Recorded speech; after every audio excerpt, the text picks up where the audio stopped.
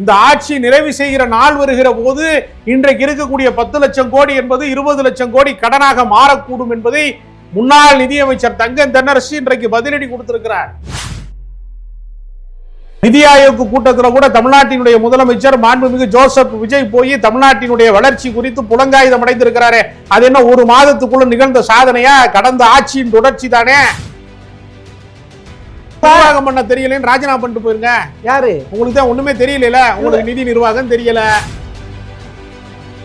அதாவது ஸ்டாலினுடைய ஆட்சி பத்தி தான் நீங்க பேச முடியுமே தவிர விஜயின் ஆட்சி பற்றி பேசுவதற்கு ஒரு பாயிண்ட் கூட உங்ககிட்ட இல்லைங்கிறது எனக்கு அப்பட்டமா தெரியுது. அதிமுக ஊழல் பண்ணவன் குட்கா பாஸ்கர்னு வர்ணிக்கப்பட்டவனை எல்லாம் கூப்பிட்டு வச்சு பஞ்சாயத்து பேசிக்கிட்டு இருக்காங்க, பேரம் பேசிக்கிட்டு இருக்காங்க, விலை பேசிக்கிட்டு இருக்காங்க, குதிரை பேரம் பேசிக்கிட்டு இருக்காங்க, நாங்க தூய சக்திங்கிறாங்க. கேட்டா அண்ணாமலை ஓடி போயிட்டாரு, நயினார் நாகேந்திரன் ஒப்பாரி வைக்கிறாரு, கமலாலயம் துக்க விட மாறி இருந்துச்சு. பொம்பளையில கற்பழிச்சாங்கன்னா வாய முடிக்கிட்டு இருக்கணுமா? பிடிச்சிருக்காங்கன்னா வாய முடிக்கிட்டு இருக்கணுமா?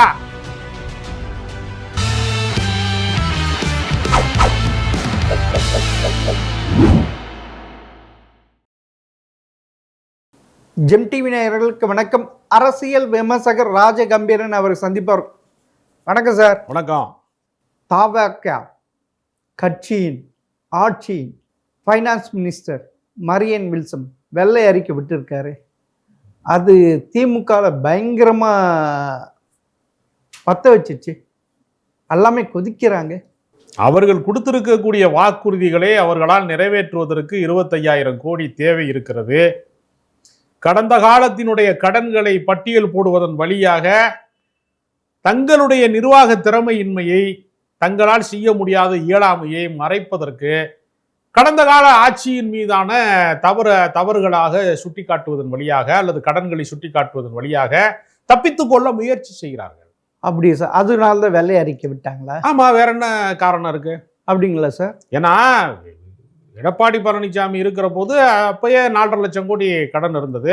ஆமா. இப்ப விஜய் அவர்கள் என்னென்ன அறிக்கைகளை வெளியிட்டு இருக்கிறாரோ, மக்கள் நல திட்டங்களுக்கு எத்தனை திட்டங்களை அறிவித்திருக்கிறாரோ, மகளிருக்கு 2,500 ரூபாய், வேலையை தேடுகிற இளைஞர்களுக்கு 4,000 ரூபாய், தாய்மாமன் சீரு, அன்னேஞ்சீரு எல்லாமே பட்டுப்புடவை கொடுக்குறேன்னு எல்லாத்தையுமே அவங்க நிறைவேற்றினா அவங்களுக்கு நிச்சயமாக அதையெல்லாம் நிறைவேற்றுவதற்கு 25,000 கோடி மட்டுமல்ல, இந்த ஆட்சி நிறைவு செய்கிற நாள் வருகிற போது இன்றைக்கு இருக்கக்கூடிய 10 லட்சம் கோடி என்பது 20 லட்சம் கோடி கடனாக மாறக்கூடும் என்பதை முன்னாள் நிதியமைச்சர் தங்கம் தென்னரசு இன்றைக்கு பதிலடி கொடுத்திருக்கிறார். அதிமுக 60 ஆண்டுகள் தமிழகத்தை வாங்கின கடன் 4.3 லட்சம் கோடி. சரி.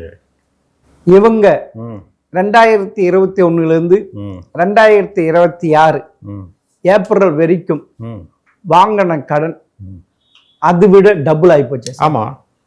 அது வாங்கி என்ன சார் பண்ணாங்க? மக்கள் நல திட்டங்கள், நான் முதல்வன் திட்டம், புதுமை பெண் திட்டம், மகளிர் உரிமை தொகை, எல்லா திட்டங்களும் நலத்திட்டங்கள், மக்களுக்கான திட்டங்களை நிறைய செஞ்சிருக்கிறாங்க. அதனால அது கடன் சுமையாகி இருக்கிறது. உலகத்துக்கே தெரியுமே, நலத்திட்டங்கள் என்பது குஜராத்ல கிடையாது, வேறு மாநிலங்களிலே கிடையாது, தமிழ்நாட்டிலே தான் இவ்வளவு நலத்திட்டங்கள் இருக்கிறது. ஏழை எளியவர்கள் சாமானியர்களுக்கான எத்தனையோ திட்டங்கள் நிறைவேற்றப்பட்டது. போன ஆட்சியில் உருவாக்கப்பட்ட காலை உணவு திட்டத்தை ரத்து செய்வதற்கு பதிலாக அதற்கு 5ஆம் வகுப்பு வரைக்குமான மாணவ மாணவியர்களுக்கான அந்த காலை உணவு திட்டத்தை 8ஆம் வகுப்பு வரைக்கும் நீட்டிப்பு செய்திருக்கிறார்கள்.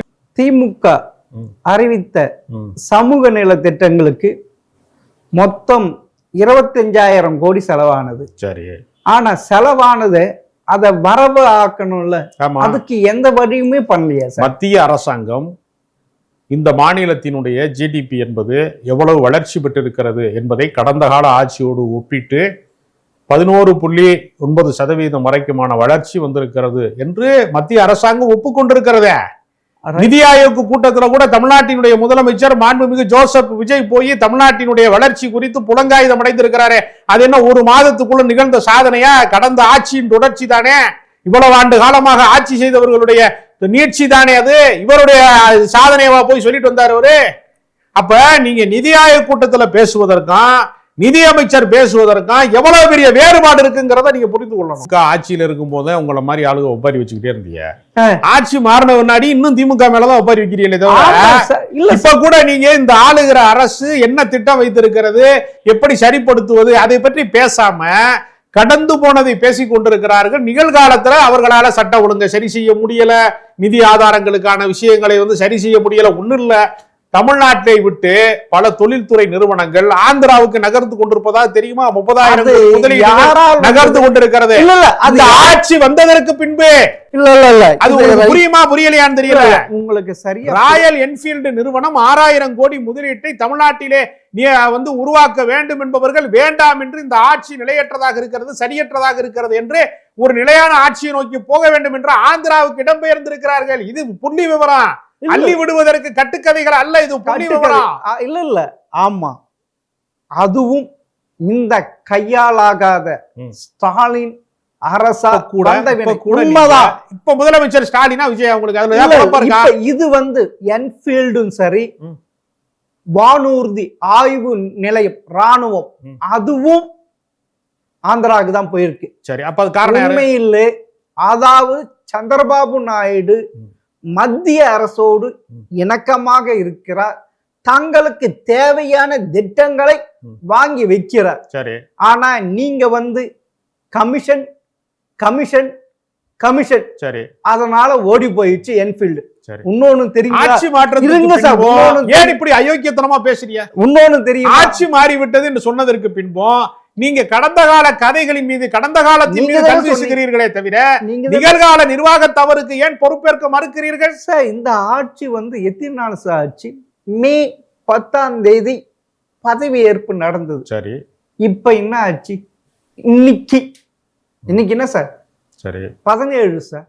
அதுக்குள்ள நீங்க சொன்னீங்கல்ல, நிதி ஆயோக் கூட்டத்தில் தமிழகம் பொருளாதார வளர்ச்சியில் முன்னேறி இருக்கிறது, பெண்கள் வேலை வாய்ப்பு அதிகமா இருக்கிறது, சட்டம் ஒழுங்கு சீர்கேடு போனது, இது கையாலாகாத ஸ்டாலின் அரசால் தானே, அதனுடைய தொடர்ச்சி தானே இது.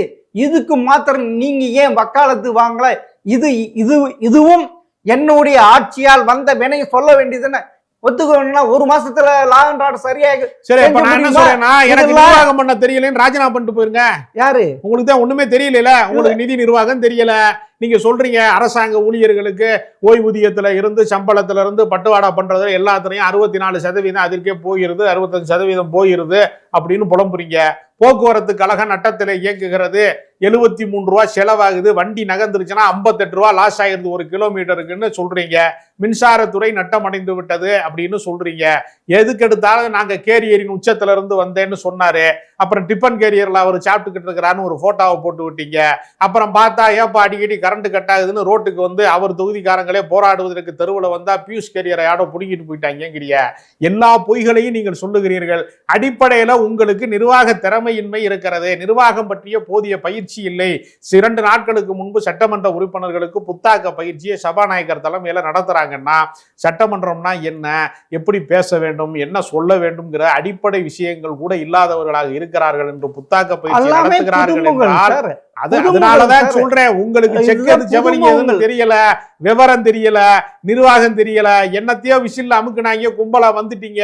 யாரு எம்எல்ஏன்னு மக்களுக்கு தெரியல, எம்எல்ஏக்கு என்ன செய்யணுங்கிறது நிர்வாகம் தெரியல, கரண்ட் ஏன் கட் ஆகுதுன்னு தெரியல. கரண்ட் கட் ஆகுறதுக்கு ஒவ்வொரு நாளும் ஒவ்வொரு காரணம் சொல்றீங்க. ஒரு நாள் சொல்றீங்க 70,000 பேருக்கு போஸ்டிங் போடாம விட்டாங்கங்கிறிய, இன்னொரு நாள் சொல்றீங்க டிரான்ஸ்ஃபார்மர் பழசாயிருச்சுன்னு சொல்றீங்க, இன்னொரு நாள் சொல்றீங்க பியூஷ் கேரியரை பிடிக்கிட்டு ஓடுறாங்கன்னு சொல்றீங்க. யாராவது பியூஷ் கேரியரை பிடிக்கிட்டு ஓடுனதுக்கு ஆதாரம் இருக்கிறதா? ஏன் இவ்வளவு அப்பட்டமான மாத்தி ஏன் பேசுறீங்க? இந்த மின்துறை இவ்வளவு கேவலமான போனது, அதற்கு அந்த துறையின் அமைச்சராக இருந்த செந்தில் பாலாஜி என்ன செஞ்சா?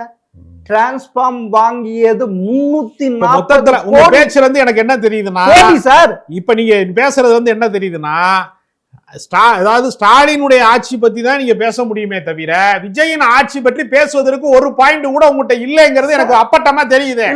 உங்களால ஒரு உத்தரவை கூட பிறப்பிக்க முடியாது, நிறைவேற்ற முடியாது.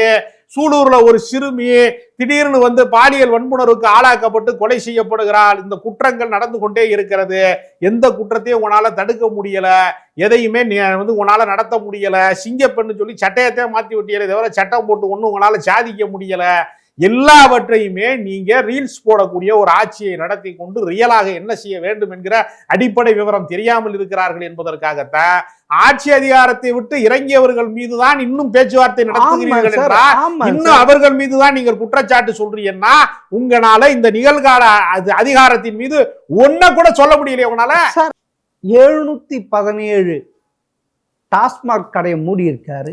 போன ஆட்சியில மூடையா? போன ஆட்சியில 500 கடையை மூடுனாங்க. ஏங்க இந்த தெருவுல இருக்கிற பள்ளியாச தெருவுல இருக்கிற கடையை வந்து கோவில் தெருவுல இருக்கிற டாஸ்மார்க் கடையா அல்லது பள்ளிக்கூடத்துக்கு பக்கத்துல இருக்கிற ஒரு டாஸ்மார்க் கடையை 2 பேரும் தள்ளி வைக்கிறதுல என்னங்க சாதனை இருக்கு? மூடி இருக்காரு சார். அறிக்கையை விட்டு இருக்க எந்தெந்த நடைமுறையில இல்லங்க. நீங்க மாதிரி ஆளுங்க அறிக்கை வெற்று அறிக்கை இல்ல. நீங்க என்ன, அதாவது இந்த டாஸ்மார்க்கால் உங்க கட்சிக்காரர்கள் நடத்துகின்ற சாராய ஃபேக்டரியில இருந்து வருகின்ற சாராயம், அந்த விஸ்கி பிராந்தி விற்பதற்காக நல்லா சொல்லுங்க, என்னெல்லாம் செஞ்சீங்க? சரி, எவ்வளவு அடிச்சீங்க? கொள்ளை அடிச்சாங்கல்ல, சீல் வைக்கல, ஏன் அதை தடுத்து நிறுத்தல இந்த ஆட்சி வந்து? இப்ப நடவடிக்கை எடுத்துட்டு இருக்காங்க. எடுக்கல. ஏன் எடுக்கல? 10 யார் ஆட்சி நடக்குது? எதை பத்தி நீங்க என்ன பேசுறீங்க? என்ன பேசுறீங்க நீங்க? இல்ல, ஒரு பெட்டி போச்சுன்னா அதுல இருந்து குறிப்பிட்ட கமிஷன் 40 பண்டா. சரி, யார் வீட்டு காசு, யார் வீட்டுங்க 40 பண்டு. ஏன் தடுக்கல? அப்பா வீட்டு காசு ஏன் தடுக்கல? இது அப்புறமா அதெல்லாம் பேசுறீங்களே, ஏன் தடுக்கல? அதுதான் நடந்துட்டு இருக்கு. அப்ப ஸ்டாலின் ஆட்சி நடக்குது, விஜய் ஆட்சி நடக்கல. அதுதான் ஸ்டாலின் கவர்மெண்ட் தான் நடக்க முடியும், விஜய்னால கவர்மெண்ட் நடத்த முடியல. நீங்க சொல்லுங்க, அதுக்கு அர்த்தம் என்ன?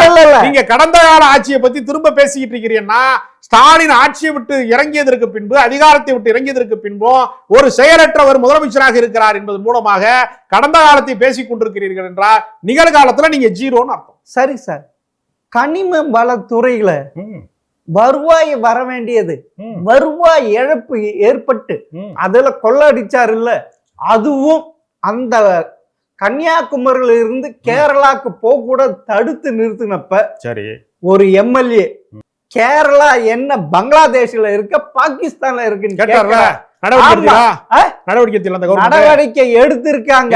அதனாலதான் நிறைய குவாரிய மூடி இருக்காங்க.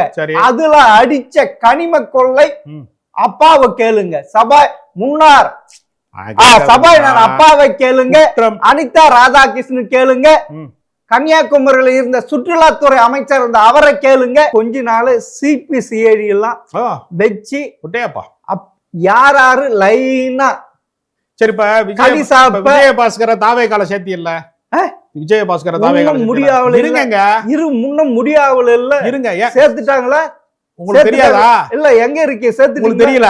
உங்களுக்கு தெரியலையா? உங்களுக்கு கரண்ட் பாலிடிக்ஸ் தெரியாது? ஆமா, தாவே கால சேர்த்துட்டாரா? சேர்த்தது தெரியாதா? தெரியாதா உங்களுக்கு? உறுதியாக உங்களுக்கு தெரியல, சேர போகிறார் என்று விஜய் பாஸ்கர் அவர்கள் தாவேகாவில் இணைந்து விட்டார் என்று உங்களுக்கு தெரியல? ஆதாரம் காட்டுங்க சார். ஆதாரம் காட்டுங்க சார். ஐயோ சார், ஆதாரம் தெரியுமே சார். ஆதாரம் காட்டுங்க சார். பேப்பர் படிங்க, பேப்பர் படிங்க. நான் படிச்சுதான் வரேன். ஆதாரம் காட்டுங்க. தாவேகால இணைஞ்சிட்டாருங்க. இல்ல சார், ஆதாரம் காட்டு சார். இந்த பெண்கள் மகளிர் உரிமை தொகை உருப்படியா 1,31,00,000 பேருக்கு கொடுத்தீங்கல்ல, அதுல உங்களுக்கு வாக்காக வந்துதா? மாணவர்களுக்கு, கல்லூரி மாணவர் இறுதியாண்டு படித்த மாணவருக்கு 10 லட்சம் மடிக்கணி கொடுத்த, அது உங்களுக்கு வாக்காக வந்ததா? எதுவுமே வரல. எது சார் நீங்க அடித்த கொள்ளை கமிஷன் எண்ணிக்கை தெரியுமா? உங்களுக்கு எண்ணிக்கை தெரியுமா? உங்களுக்கு 1.5 கோடி ஓட்டு வாங்கியிருக்கு திமுக, அதெல்லாம் தெரியுமா தெரியாதா? இருங்க சொல்றேன் சார், அதுக்கு ஒரு சொல்றேன். என்ன தெரியும்? 1.5 கோடியா? சும்மா கூக்குன்னு 1 கோடியே உண்மையாயிருமா? இல்ல இல்ல, 1 கோடியே 25 லட்சம் கூட்டணியோட சேர்த்து. அது எங்களுக்கு வலிக்குதா உங்களுக்கு? அது உங்களுக்கு வலிக்குதா? உங்களுக்கு வலிக்கல, அது நான் சொல்றேன். என்னப்பா உங்களுக்கு? ஆமா, இல்லங்க, நான் தானே ஆதாரத்தோட வைக்கிறேன். நீங்க ஆர்எஸ்எஸ் உடைய இந்துத்துவ வெறியரா நீங்க இருக்க? உண்மையா பேசுறேன். ஸ்டாலின பேசுறதுக்கு நீங்க ஒரு ஆர்எஸ்எஸ் வெறியரு, நீங்க இந்துத்துவ வெறியரு, மத வெறியரு, சாதி வெறியரு, பார்ப்பன பற்று கொண்டவரு, நீங்க உயர் சாதி ஆதிக்கத்தை நிலைநிறுத்த விரும்புறவரு, நீங்க குறைக்கிறது எனக்கு புரியுது. சரி, உரைக்கிறதுக்கு பதிலா குறைக்கிறீங்கன்னா நீங்க நார்மல் மேன் கிடையாது. அப்படி உங்களுக்கு அரசியல் தெரியல. சரி சார், உங்களுக்கு திராவிட இயக்கம்னா என்னன்னே தெரியல. இன்னும் திமுகவினுடைய திட்டங்களைத்தான், அந்த மகளிருக்கு கொடுத்த 1000 ரூபாய் திட்டத்தை தான் நடைமுறைப்படுத்திக்கிட்டு இருக்கிறாரு விஜய். அங்கே போட்ட காலை உணவு திட்டத்தை தான் 5ஆம் வகுப்பு வரைக்கும் உள்ள மாணவ மாணவியர் கொடுத்ததை தான் 8ஆம் வகுப்புக்கு எக்ஸ்டென்ஷன் பண்ணியிருக்கிறாரு. திமுகவினுடைய ஆட்சியின் நீட்சியை தான் செய்து கொள்ள அவர் செஞ்சுக்கிட்டு இருக்காரு விஜய். திமுக போட்ட கோட்டை தாண்ட முடியாம ஒரு ஆட்சி நடந்துகிட்டு இருக்குங்கிற விவரமே தெரியாம நிதி ஆயோக்குள்ள போய் இந்த ஆட்சியை பாராட்டிட்டு வந்திருக்காரு மாநில அரச. அதுவும் தெரியாம அதிமுக ஊழல் பண்ணவன் குட்கா பாஸ்கர்னு வர்ணிக்கப்பட்டவனை எல்லாம் கூப்பிட்டு வச்சு பஞ்சாயத்து பேசிக்கிட்டு இருக்கிறாங்க, பேரம் பேசிக்கிட்டு இருக்காங்க, விலை பேசிக்கிட்டு இருக்காங்க, குதிரை பேரம் பேசிக்கிட்டு இருக்காங்க. நாங்க தூய சக்திங்கிறாங்க. கேட்டா ஏன்னா எம்எல்ஏக்களை விலைக்கு வாங்குறவங்க வந்து 1 மாசம் கூட ஆகல, ராஜினாமா பண்றான். எதுக்கு ராஜினாமா பண்றான்? இங்க என்ன யோக்கியமே மக்களுக்கு ஓட்டு போட்டா தாவேகாவை தோக்கடிச்சான்னு அதிமுக ஜெயிச்சா ரெட்டலையில. அவன்லாம் அந்த அயோக்கிய பயில்கள்லாம் எதுக்கு இங்க வர்றாங்க? வீட்டுல இருக்காருங்க. அவர் எம்எல்ஏ கூட கிடையாது. அவர் எதிர்கட்சி வரிசையில உதயநிதி இருக்கிறாரு. அதுதான் உங்களுக்கு வெறி தீரல. இன்னும் வெறிநாய் வந்து கடிச்சுக்கிட்டே இருக்கணும். என்ன அர்த்தம்? குழந்தைய வெறிநாய் அடிக்கிற மாதிரி பேசுங்க. நாட்டினுடைய பிரச்சனைகளை யார் தீர்க்கிறார்கள் அதை பேசுங்க. பொய் குற்றச்சாட்டு சொல்லிக்கிட்டு அவர் கொள்ளை அடிச்சாரு. சென்ட்ரல் கவர்மெண்ட் எதுக்கு இருக்கு? பிஜேபி வழக்கு போடு. அமலாக்கத்துறை சரி எஃப்ஐஆர் இருங்க சார், எஃப்ஐஆர் போட சொல்லி அதுக்கான ஆதாரங்கள் உங்களுக்கு கரண்ட் பார்ட்டி இருங்க சார் எஃப்ஐஆர் போட சொல்லி இது பண்ண. எஃப்ஐஆர் போட்டீங்களா? எதுக்கு போடணும்? எதுக்கு போடணும்? அதாவது உயர்நீதிமன்றம் சென்ற பிறகு அவங்க எஃப்ஐஆர் போடு சொல்ல கூட போடல. ஆனா இந்த அரசு ஒன்றுதான் எஃப்ஐஆர் அமலாக்கத்துறையில புரியுதா? அமலாக்கத்துறையில எஃப்ஐஆர் போட்டாதான் கொஞ்சம் குறைக்கிறது. நான் சொல்றேன் கேளுங்க. இது கூட விவரம் தெரியாத மதுபான கொள்ளை அடிச்சிட்டாருன்னு சொல்லி அமலாக்கத்துறை கொண்டு போய் ஜெயில வச்சு அரவிந்த் கெஜ்ரிவால அரசியல்ல பழி வாங்கி ஒரு ஆட்சி அதிகாரத்துல இருந்து அப்புறப்படுத்துச்சு பாஜக. அவரு நீ குற்றமற்றவரை நீதிமன்றம் விடுதலை செய்யுது. உங்க அமலாக்கத்துறையும் உங்க பிஜேபி வந்து யோக்கியம் இல்லாம இருக்குன்னு நீதிமன்றம் சொல்லியிருக்கேன். அதெல்லாம் உங்களுக்கு தெரியாதா சார்? உங்களுக்கு என்னதான் தெரியும்ப்பா? இல்ல, நான் ஸ்டாலினை திட்டுவதை தவிர பார்ப்பன வெறி குண்டு, உயர் சாதி வெறி குண்டு, RSS மனநிலையிலே திராவிட இயக்கத்தை திட்டுவதை கழித்து விட்டு உங்களுக்கு அரசியல் தெரியுமா? தெரியாது சார். பாவம் சார். இப்பதான் ஒப்பாரி வச்சிட்டு இருக்காங்க. வைரமுத்து வந்து ஒப்பாரி வைக்கிறாரு, சத்யராஜ் வந்து ஒப்பாரி வைக்கிறாரு. ஐயோ தலைவரே, நீங்க தோத்து போயிட்டு நாங்க நினைக்கவே இல்லை. ஜெயலலிதா தோக்கலையா? மக்கள் சார் பருகூர்ல ஜெயலலிதா தோக்கலையா? இல்ல உங்களுக்கு இனிச்சிச்சா? அன்னைக்கு ஜெயலலிதா தோக்கும்போது இனிச்சிச்சா? அது கசக்குதா? இல்ல, அதுக்கு முன்ன என்ன சொல்றது, ஒரு முதல்வராக இருந்தவர் காமராஜர் தோத்துருக்காரு தெரியுமா? தெரியுமா? வரலாறு தெரியுமா உங்களுக்கு? இருங்க சார், அண்ணா தோத்துருக்காரு தெரியுமா? யாரு தோக்கல? தோல்வி நிரந்தரமா நெற்றி நிரந்தரமா? அதுதான் மக்கள் உங்களுக்கு இப்ப பிஜேபி ஜெயிச்சிருச்சா? நீங்க சந்தோஷமா இருக்கீங்க? அப்படி இல்ல சார். உங்க பிஜேபி ஆட்சியா? அப்ப தாவேக ஆட்சி பிஜேபி ஆட்சியா? இல்ல சார். எதுக்கு சார்? திமுக வீழ்த்தப்பட்டதுல நீங்க மகிழ்ச்சி அடைகிறீல்ல? பாஜக வந்து எப்படியா குன்னூர் பள்ளத்தாக்கல ஊட்டி பள்ளத்தாக்கல கீழே உருண்டுகிட்டு விழுந்துருச்சு பாஜக. தெரியுமா தெரியாதா? இல்ல, மொத்தம் ஜெயிச்சா. நீங்க பாஜக கருதுனா நீங்க வன்மத்துல நீங்க தோற்று போனவர்கள் மீது பாயிரியன்னா அதிகாரத்தில் யார் இருக்கிறார்களோ அவர்களை பார்த்து பேசுவதற்கு அச்சப்பட்டு கொண்டு நடுங்கி கொண்டு ஏற்கனவே யாரு வந்து தோற்றார்களோ அவர்கள் மீது பாயிரியன்னா உங்களுக்கு எவ்வளவு வன்மம் இருக்கிறது சார்? நீங்க எவ்வளவு வன்மம் பிடித்தவர்? எவ்வளவு முட்டாள்தனமானவர்? உங்களை மாதிரி ஆட்கள் எல்லாம் அனுப்பி இப்ப தனிமரம் ஆகி இருக்கின்ற திமுக எதிர்கட்சி வரிசையில திமுக தானங்க இருக்கு. எப்படி தனிமரமாக? பிஜேபியை பார்த்து சொல்லுங்க தனிமரமா இருக்கேன், ஒத்த எம்எல்ஏ தான் இருக்கான், கட்சி உருண்டு வச்சு அண்ணாமலை ஓடி போயிட்டாரு, நயினார் நாகேந்திரன் ஒப்பாரி வைக்கிறாரு, கமலாலயம் துக்க விட மாறி இருச்சு, ஒப்பாரி வைக்கிறாங்க சொல்லிருக்கலாம் நீங்க. சார் நான் உங்களுக்கு பாஜக மேல இவ்வளவு பாசம் இருக்குல்ல? இல்ல, நான் RSS மேல பக்தி இருக்குல்ல, எதுவுமே சொல்ல, இந்துத்துவ வெறி இருக்குல்ல, மோடி பற்று இருக்குல்ல உங்களுக்கு, நீங்க ஏன் கமலாலயத்துல ஏன் ஒப்பாரி வைக்கிறாங்கன்னு சொல்ல மாட்டேங்கிறீங்க? இல்ல, அறிவாலயத்துல இன்னும் ஆளு போய் சேர்ந்துகிட்டு இருக்காங்க, கட்சியில ஆளு போய் சேர்ந்துகிட்டு எவ்வளவு பேர் சேர்ந்துகிட்டு இருக்காங்க திமுக? தெரியுமா தெரியாதா? சார் ஜென்சி திமுக என்ன சார் ஆச்சு உங்களுக்கு? என்ன வலி? அதாவது புலிய பார்த்து பூனை யாரு புலி? யாரு புலி சொல்லுங்க. புலி படத்துல நடிச்சவரா? புலி படத்துல நடிச்சவரா? யாரு புலி? பிஜேபி சட்டமன்றத்துல பதில் சொல்ல தெரியாத ஒரு புலியா? ஜென்சி ஓட்டுல அவர் கரைக்கிற புலியா? கரைக்காத ஜென்சி 70 அதாவது 75 ஆண்டுகள் ஆன கட்சி இந்த நிலைமைக்கு வந்திருக்கு. என்ன நிலைமைக்கு? எதிர்க்கட்சியில இப்படி ஒரு இதுக்கு இப்ப இதுவா? அது ஒரு இதுவா? அதுவும் தாவேக ஆட்சிக்கு வந்து எத்தனை நாட்கள் வந்தது? திரு ஸ்டாலின் அவர்கள் என்ன சொன்னார்? 6 மாதத்துக்கு இந்த ஆட்சியை பற்றி எந்த விதமான இதுவும் சொல்ல மாட்டேன்னு சொன்னாரு. அப்ப டெய்லி சொன்னாரு பொம்பளையில கற்பழிச்சாயினா வாய முடிக்கிட்டு இருக்கணுமா? அதன் வாய முடிக்கிட்டு இருக்கணுமா? குழந்தைகளை கொலைச்சாயினா சும்மா ஆட்சியாரம், சரி, மது கலாச்சாரம், சூப்பர், இப்படி எல்லாம் போன காரணம் அதை ஏன் கட்டுப்படுத்த வீணாக இன்றைய இளைஞர்கள் வீணாக போனது முழுக்க முழுக்க திரு ஸ்டாலின் அவர் 5 ஆண்டுகள் நடத்தினது மோசமான ஆட்சி. சரி, பஞ்சாப் மாறி இங்கேயும் போதை கலாச்சாரத்தை உருவாக்கி விட்டார். சரி, உங்களுக்கு அதானி துறைமுகத்துல பலாயிரம் கோடி பொருள் கடத்தினதெல்லாம் தெரியுமா உங்களுக்கு? முத்துரா தடுக்க முடியாத கையாளாகாத காவல்துறை ஏன் வைத்திருந்தார்? கையில வச்சு தடுக்கலையா? என்ன சொல்றியா? நான் கேட்டது காவல்துறை என்ன சொல்றியா?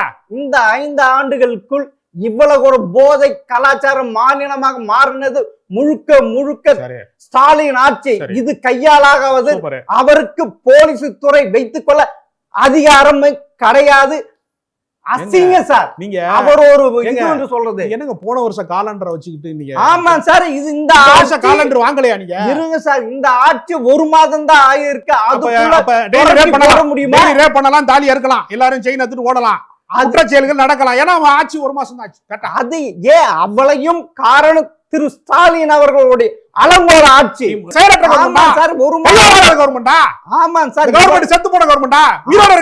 இல்ல சார், அதே மாதிரி தமிழகத்தை சுடுகாடு ஆக்கினவர் திரு ஸ்டாலின் அவர்கள். புரியுதுங்களா? சரி, இப்ப என்னப்பா அவருடைய ஆட்சியில் ஒருத்தர் இருந்தப்ப இப்பதான் சார் 120 நாள் போலீஸ் இருக்கா? அப்படி கிடையாது, இப்பதான் சார் வந்திருக்காங்க. அதுக்குள்ள 1 மாசத்துக்குள்ள எல்லாமே தலைகீழ புரட்டி போட்டு முடியுமா? திருடு ஆயிருச்சுன்னா, திருடு போயிருச்சுன்னா நீங்க 6 மாசம் கழிச்சு தான் விசாரிக்க. இல்ல நீங்க என்னவோ சொல்றது, பொருளாதார வளர்ச்சியில் இது உண்டு. கடந்த 5 ஆண்டுகளுக்குள்ள இது வந்துருச்சா? பெண்களுடைய வேலை வாய்ப்பு இப்ப 5 ஆண்டுக்குள்ள இவங்க இது பண்ணிட்டாங்களா? அதாவது உயர்கல்வியில் 50% ஏற்பட்டது எல்லாம் ஸ்டாலினுடைய ஆட்சியா? அப்புறம் யாராச்சு? யாருடைய ஆட்சி? எடப்பாடி ஆட்சி. இதுல எடப்பாடி ஆட்சி 60 ஆண்டுகள். இது காங்கிரஸ் இருக்கு, சொல்லுங்க. கருணாநிதி இருக்கா, எம்ஜிஆர் இருக்கிறார், ஜெயலலிதா இருக்கா, எடப்பாடி இருக்கிறார். எடப்பாடி ஆட்சியிலேயே 49% உயர்கல்வி பயின்ற மாநிலம் இது. அது என்ன கட்சி? அது பிஜேபி, பாஜகவா இல்ல திராவிட கட்சியா? சார் நீங்க தானே என்ன நீங்க தானே லேபிள் ஒட்டிக்கிறீங்க. அது அண்ணாவை குடியில பறக்க வைக்கிற கட்சியா இல்ல அமித்ஷா கட்சியா? நீங்க தான் யாரு கட்சி அது? இது நீங்க தான் லேபிள் ஒட்டிருக்கீங்க. இல்லங்க, பிஜேபி பாசத்துல இருக்கீல்ல, அது திராவிட கட்சியா? இல்ல அதிமுக திராவிட கட்சியா? இல்ல 8 லட்சம் கோடி கடன் வாங்கணும் ஒரு முதல்வர் இதுக்கு தேவையா?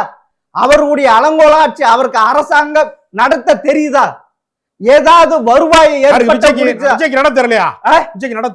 நான் இப்பதான் இந்த ஆட்சி வந்துருது. நான் இப்ப என்ன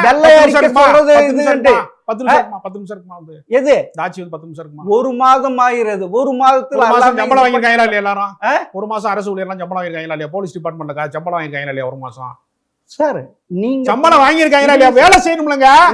சம்பளம் வாங்கிருக்காங்களா இல்லையா? காவல்துறையில நீங்க 1 மாசம் சம்பளம் வாங்கினா வேலை செய்யணுமா இல்லையா நிறுவனத்துல?